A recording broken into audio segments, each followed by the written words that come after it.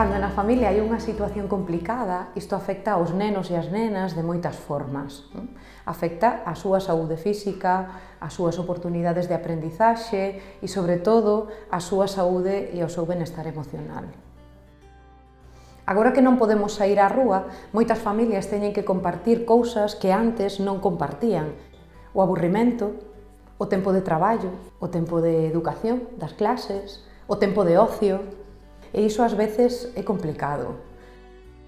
Por iso hai familias que necesitan axuda para aprender non a convivir de novo, senón a introducir esas cousas novas na súa convivencia, na que xa tiñan.